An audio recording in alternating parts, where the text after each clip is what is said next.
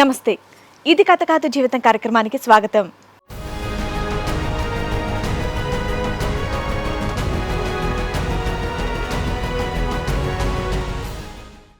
నేను ఒక స్టోర్ రూమ్లో సూపర్వైజర్గా చేస్తూ అక్కడ ఒక అమ్మాయి నాకు పరిచయం అయింది. ఓకే, అక్కడ ఇద్దరం ప్రేమించుకుంటున్నాం. ఇంకొక స్టోర్ నన్ను చూసుకోమని చెప్పారు. అక్కడ కూడా ఒక అమ్మాయి ఉన్నది.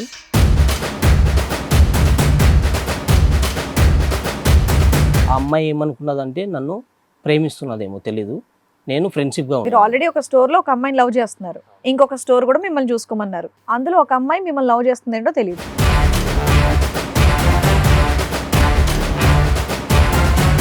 3 months లోనే లవ్ అన్ని నడిచిపోతున్నాయి మేడం. అలా మేమిద్దరం డీప్గా ప్రేమించుకున్నాము. ఇది రెండో అమ్మాయిని కూడా లవ్ చేశారా? ఓ, నేను ఆ అమ్మాయిని ఫ్రెండ్గా చూసాను. ఆ రెండో అమ్మాయి అమ్మాయిని ఫ్రెండ్ గా చూసారు. ఓకే. ఆ అమ్మాయి ఒకరోజు నా బర్త్డే ఉండదు అనికేసి ఒకసారి రూమ్కి తీసుకెళ్ళింది ఆ అమ్మాయి.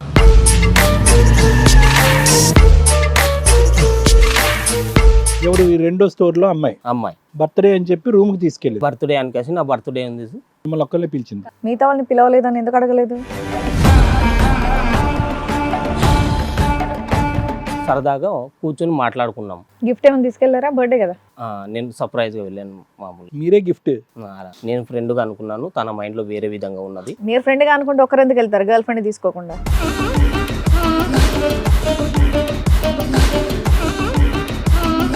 సరదాగా మాట్లాడుకుంటూ ఇంకా బాగా దగ్గరికి మాట్లాడుకుంటూ వచ్చేసి బాగా దగ్గర మాట్లాడుకున్నారా?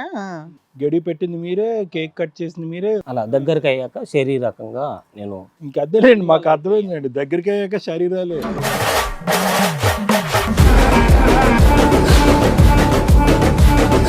ఈ అమ్మాయి జస్ట్ ఫ్రెండ్, కానీ ఈ అమ్మాయి మిమ్మల్ని లవ్ చేస్తుందని మీకు తెలుసు? నాకు తెలియదు మేడం. నేను ఫ్రెండ్గా చేస్తున్నాను. బయటికి పడకుండా పాపం బర్త్డే పార్టీకి నిన్ను ఒక్కడనే పిలిస్తే స్పెషల్ ఇన్విటేషన్ అనుకొని అమాయకత్వంగా వెళ్ళిపోయి బలైపోయావా? అవును మేడం.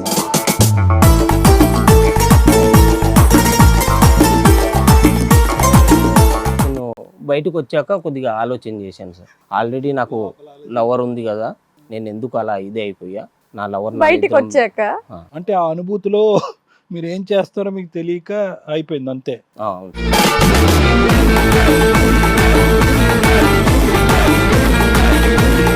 వెళ్ళి పెద్దల సమక్షంలో మ్యారేజ్ చేసుకున్నాం. ఎవరు? ఫస్ట్ అమ్మాయి దగ్గర. అప్పుడు రెండో అమ్మాయి ఉంది కదా స్టోర్ రూమ్లో, ఏదా బర్త్డే అమ్మాయి. నేను 1 month ప్రెగ్నెంట్ ఉన్నాను అని చెప్పింది అమ్మాయి. బాంబు పేల్చిందా? Very good.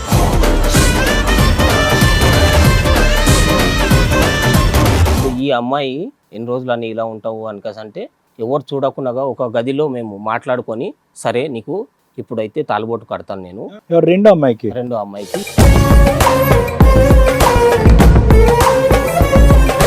ఏదో మొత్తం మంది కలిపి పెట్టేవంట ఆయనని. అలా ఏం లేదు మేడం, ఇట్లా మేము ఇద్దరం ప్రేమించుకున్నాక కొద్దిసేపు ఇట్లా కూర్చొని మాట్లాడుతున్నాము, అలా కలిసాం మేడం.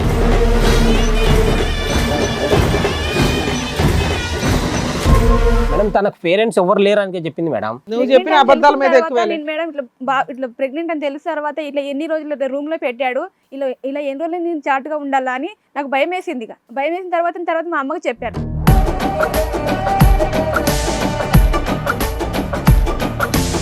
మీకు 2 సార్లు అబార్షన్ చేయించాడంట, నిజమేనా? అవును మేడం. ఎందుకు చేయించాడని నువ్వు అడగలేదా? 4 సంవత్సరాల నుంచి పిల్లలు లేకుండా ఎందుకున్నావు?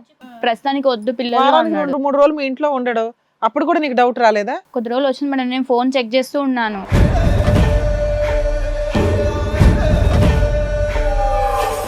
మోసం చేసినటువంటి మగాడు ఇప్పుడు వరకు ఏం కథ చెప్పాడో తెలుసా మీ ఆయన? బలవంతంగా రూమ్ లో తీసుకెళ్ళిందంట, బలాత్కరించిందంట. బయటకు వచ్చాక కళ్ళు తెరుచుకున్నాయంట, నువ్వన్నా ఒక స్త్రీమూర్తి ఉన్నావు అని చెప్పి ఈ కథలని చెప్తున్నాడు.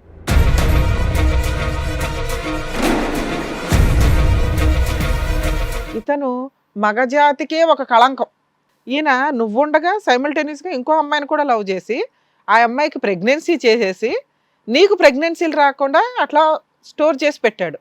అది ఎంత క్రూయల్ అనిపిస్తుందో నీకు తెలుస్తుందా?